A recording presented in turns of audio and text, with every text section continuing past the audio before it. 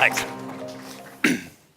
Afternoon. It's always the difficult time of the day when you have to, between the second to last borrel, then really the last borrel. So I'll do my best not to be too boring. I'll do my best with English. Please correct me if I'm wrong. And if you have questions and you don't feel comfortable asking English, ask it in Dutch. I'll translate it for you. So let's get started. Oh, it works too, cool.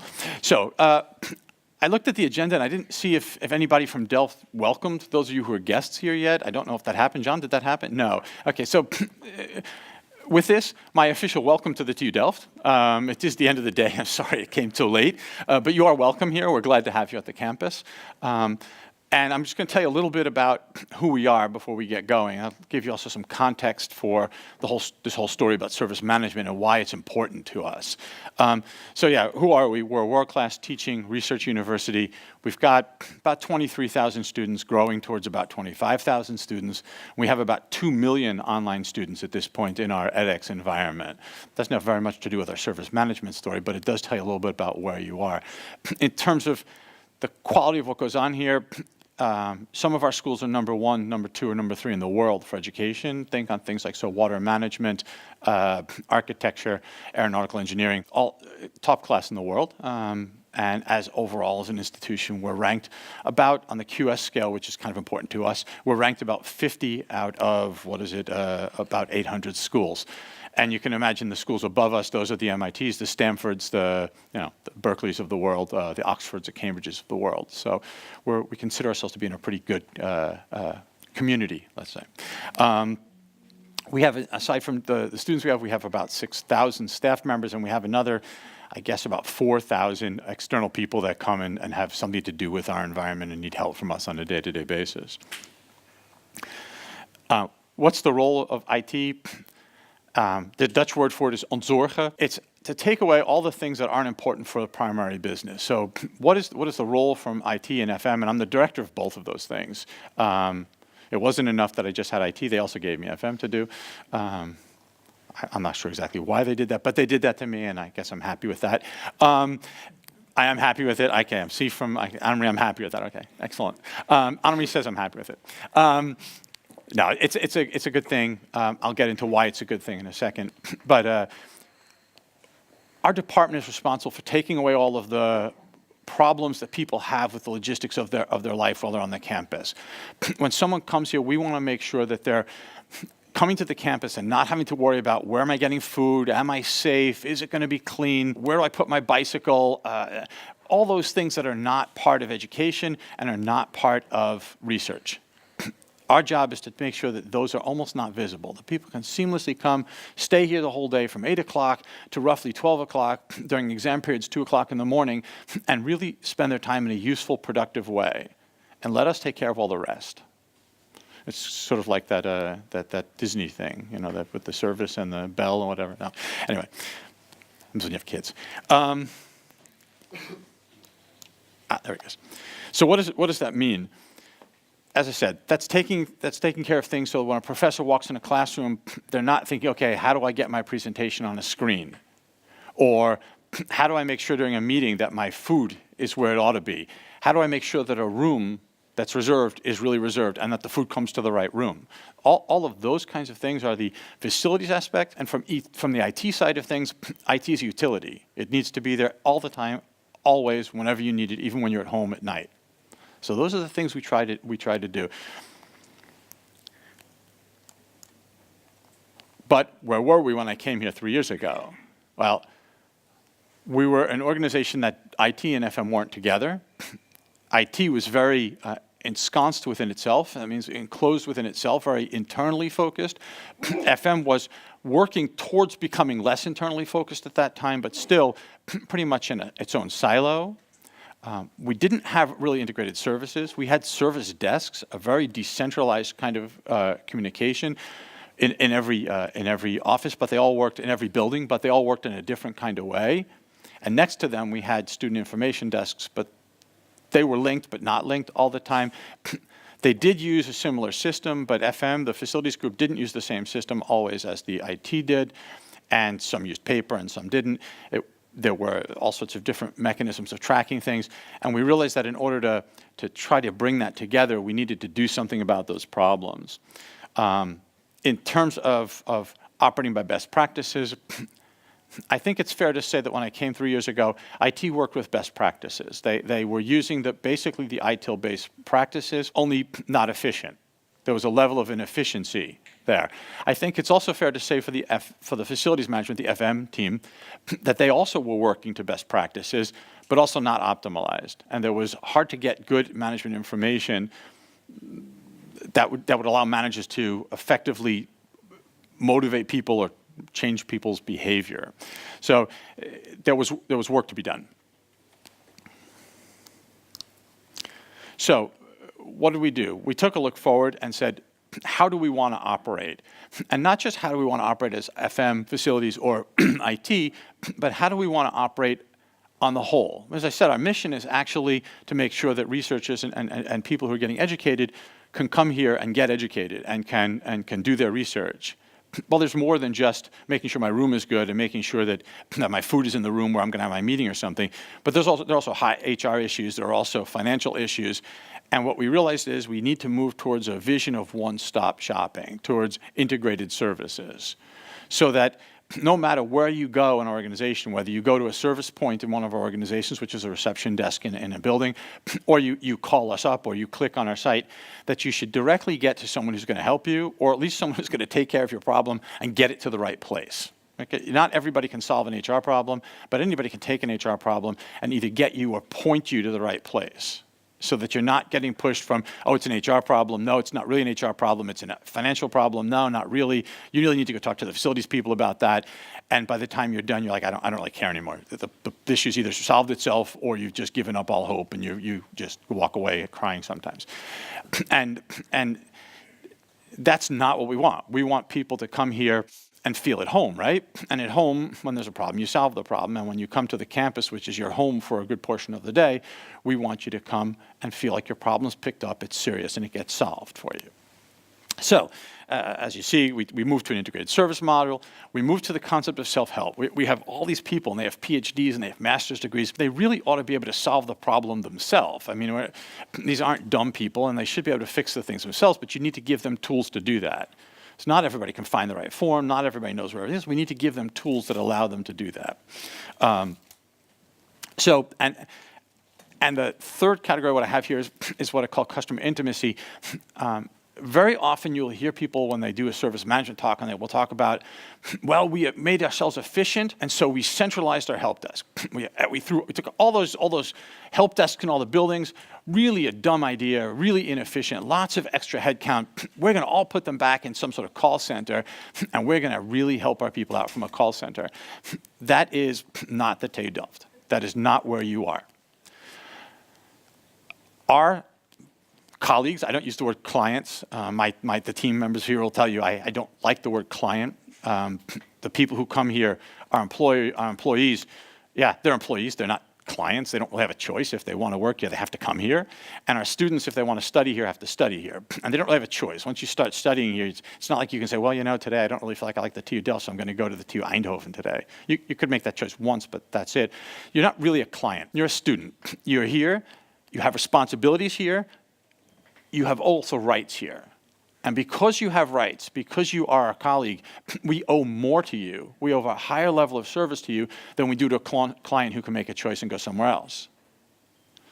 I compare it with the concept of the Dutch tax department, where they at one point decided to make all the citizens of the country clients. Now, that's a nonsensical concept, because I don't know about you, but I don't like paying taxes, and if I had a choice, I wouldn't.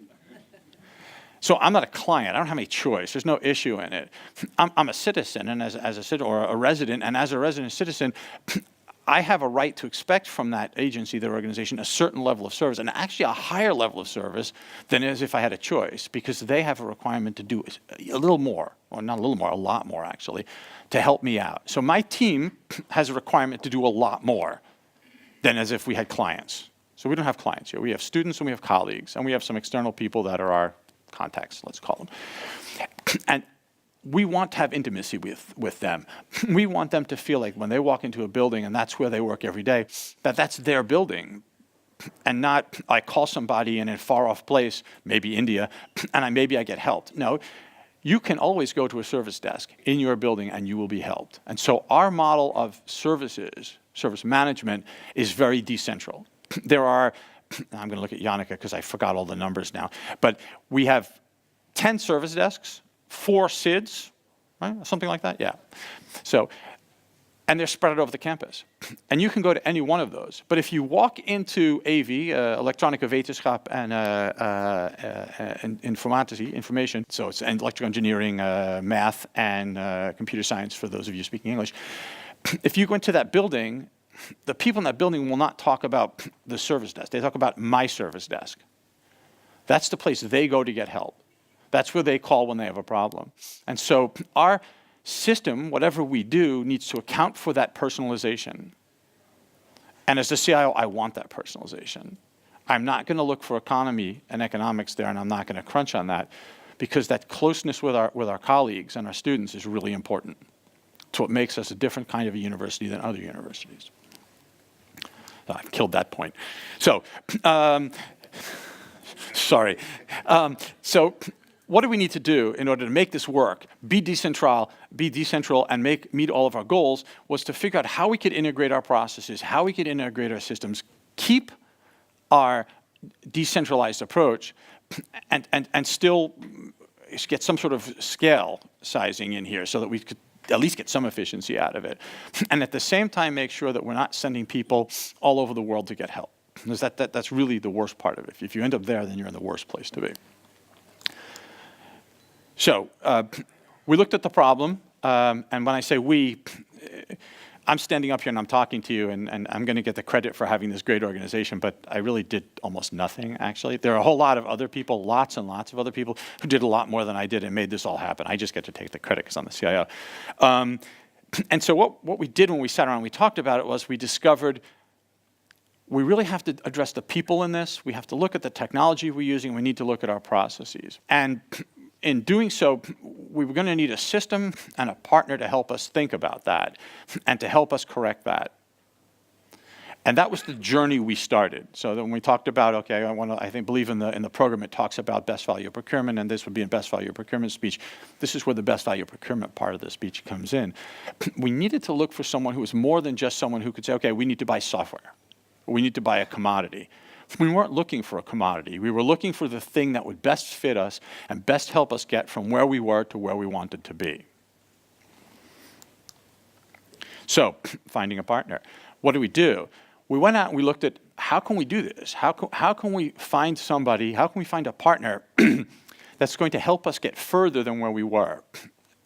Who's going to be able to bring knowledge to us and not just sell us a piece of software and 50 or 100 or 1,000, I don't know how many licenses is John that we bought, but whatever licenses we bought, that wasn't what we're looking for. We weren't looking for licenses in a software package. We also realized that if we're going to integrate on the front end, we need to integrate on the back end.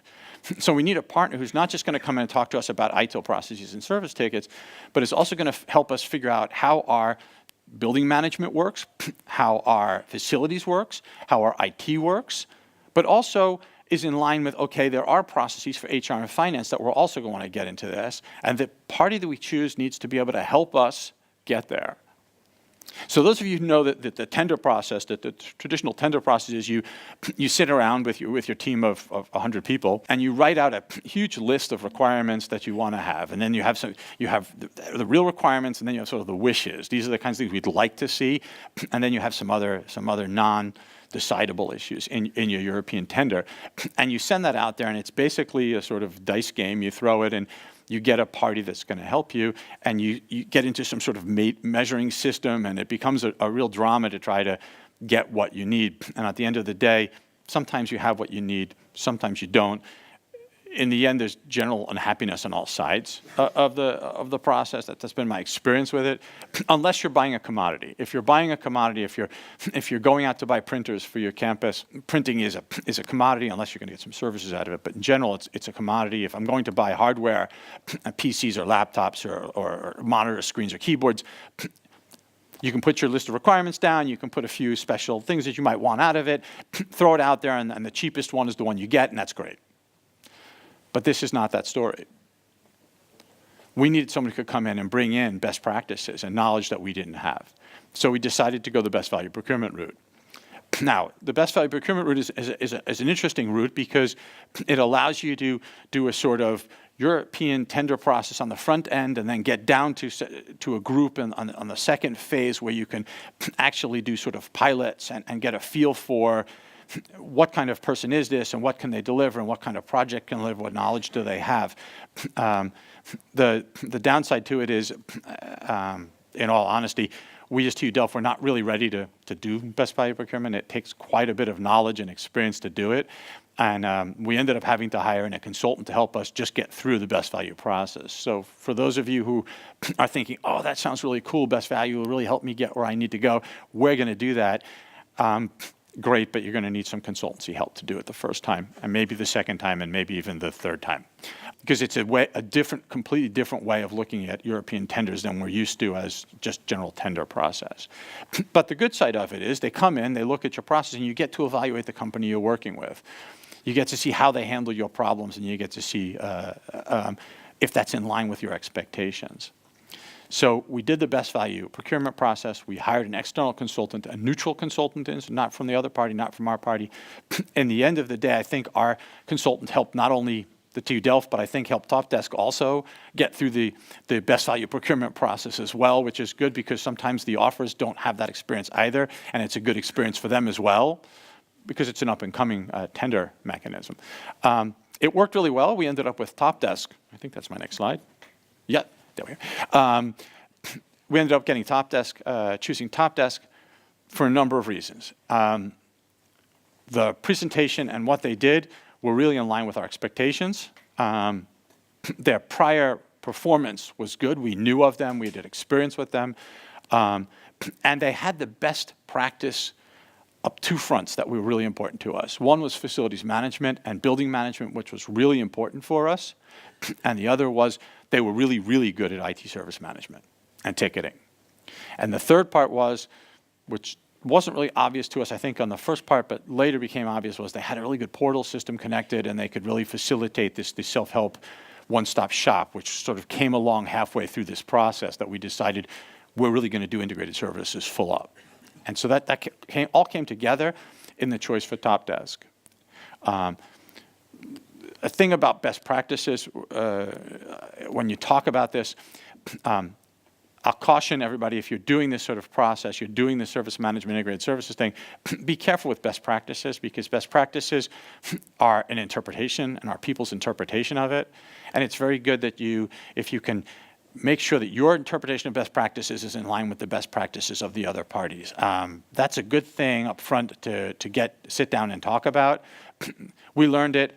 TOPdesk learned it with us. TOPdesk had best practices. We had a sort of other vision, and it took a little bit of time for us to get together with TOPdesk to get to the point where we were agreed that these are the best practices that we want.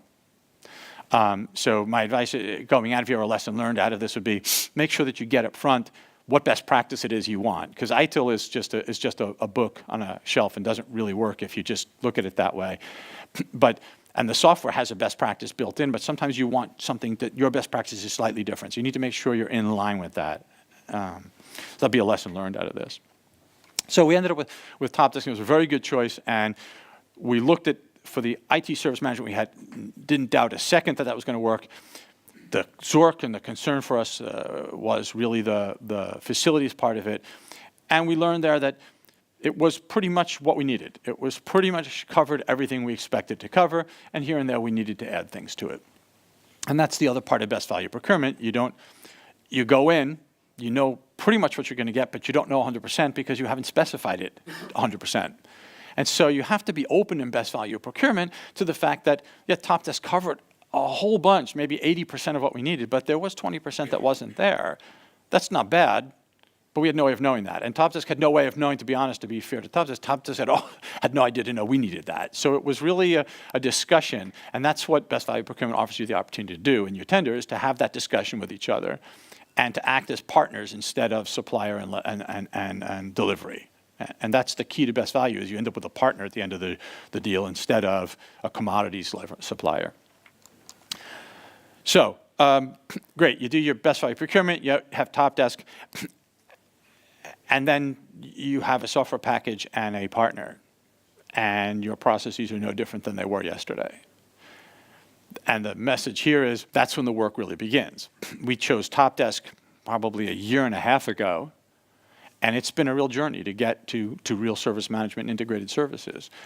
We had lots of sessions with lots of consultants from TOPdesk to look at how do we do incident management, how do we do change management, how do we do problem management, how do we pick up a work ticket for FM. Facilities managers, facilities people work way different than ITers do. So an ITer gets a ticket, you call a help desk, and an ITer is sitting behind a desk and is doing technology, right? So they click, click, click, click, click. Oh, your PC doesn't work. Oh, what a shame for you. Give me your laptop. Here's a replacement laptop. You're not really thrilled because half your applications aren't on it, but it's all behind a desk and it's right there. A facilities worker doesn't work like that. They're wandering around a building, and they get a call that a toilet is overflowing, or that the teacher just went into the room and the chairs are all in the wrong place and not good. And you have 2 minutes, because there are 60 students waiting, to get all those desks in the right place. That's facilities. It's a different world. So you can't say to a facilities person, here's your ticket, solve the problem and close your ticket.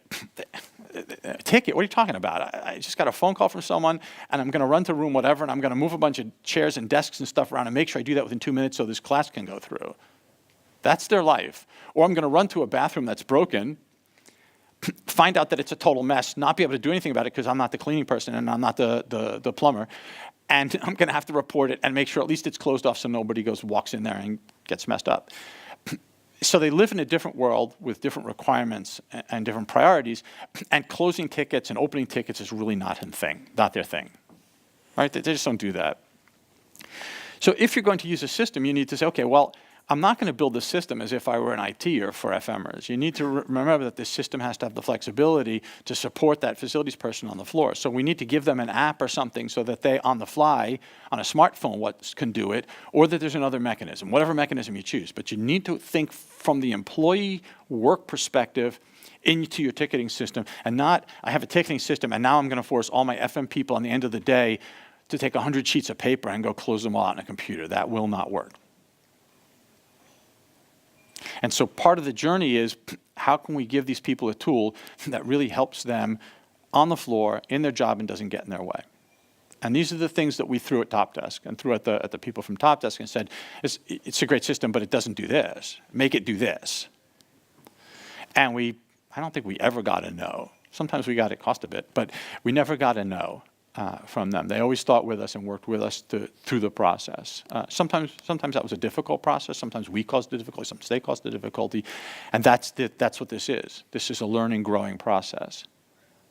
If you're not ready for it, don't start it, right? Because it's not going to be, I'm going to implement the software, I'm going to train everybody, and we're there, and it's happy day, and I've got my great ticketing system. It starts with, what processes? Are our processes good? Can we get them in the system? Can we get them in the system the right way? Are they best practices? TOPdesk, what's the best practice? That doesn't really work for us. We need to modify that process a bit. And then we move on, step by step. And then you get to the part where, okay, so I've got my processes. We're closing tickets. What information am I getting out of this? How are we closing tickets? What kind of ticketing information are we getting? How are we making sure that the loop's being closed? We had a way of testing customer quality that broke when we changed over. How are we going to get that same type of customer feedback to know whether we're doing it right or not, right? Because really, at the end of the day, the only thing that counts is, are our students and our teachers and our guests, are they satisfied with the performance we're providing, right? That's the real measure of whether we're doing this right or wrong. So where are we now? I think we're about 80% implemented. It's hard to say because it's a sliding scale. I guess I could look at John. John is in the crowd here, and he sat in the steering committee. And I guess we could say, okay, where are we? I guess we're about at 80%. But it's a sliding scale, because as soon as we got IT on board and we got the FM people on board, the financial people said, hey, we can use that in our call center. And the HR people said, we can use that in our call center too. It's a ticketing system. Yeah, great. And our service points at all the faculties, people could go there and ask an HR question. We had the top 10 HR questions at every service desk. But if it wasn't answered there, you can create a ticket and send them off to the shared service center for HR or for finance. And then we discovered that we could also use it for our crisis management, security incident management, so we can create tickets there. And so as we move along, we're starting to see, hey, this is a ticketing system that has a lot more flexibility and use than we originally thought. So will we ever get to 100%? I don't know. I guess I would say we're at 80%, and I'm okay with 80%. An 80% solution is usually good, and we'll keep adding things as they come along. It's a workflow tool, right? It's a ticketing system, but it's also a workflow tool. And some workflows it's good for. It's got a nice user service and user interface, and for some things it's really good, and for those things we'll use it, and for others we'll have to create our own portals and connect the two and make sure they're integrated. So will we ever get to 100%? I'm not sure. What do we have? Facility management, building management, about 90%, I think, is up and running in it, and the things that aren't probably are in other systems at this point, or have always been in other systems. We had another tool for all that stuff, and that tool's been phased out. We're working on integrating our catering system. We just changed over from one company to Cormet as our new caterer, and we're going to do all of our ordering for catering will be connected to the room reservation in TOPdesk. So you'll reserve your room and you'll do your catering in TOPdesk, and that will automatically flow through to our finance system so that you'll get charged back for it. And that will all happen in the background. It sounds really simple, but it's really difficult because making the reservations is really a piece of cake, right? You go on TOPdesk, you make sure that all your rooms are in it, you reserve your room, and you think, great, I got my rooms. You send your invitations, link to Outlook. All the invitations go out. That's great. And then Paul, being the pain he is with this agenda, says, no, we're going to move that to Thursday. Okay, well, we have Outlook agendas coupled, and we have this TOPdesk agenda coupled, and we have a food service order, and getting that all synchronized and keeping that synchronized is not as easy as you'd think. It's not easy for any system, but it's particularly difficult when you've got a food service company that's outsourced, you've got TOPdesk, and you've got Outlook, and you've got to try to keep all of those things synchronized. So some things are more difficult, and you have to keep thinking through them. And I think we're getting better with our reporting, although, to be honest, if you have questions with reporting, you ought to ask my team about that, because I don't see those reports. They see them, and then they come and just tell me it's going well. Paul, don't bother looking at it. So, and I think that is my last slide today.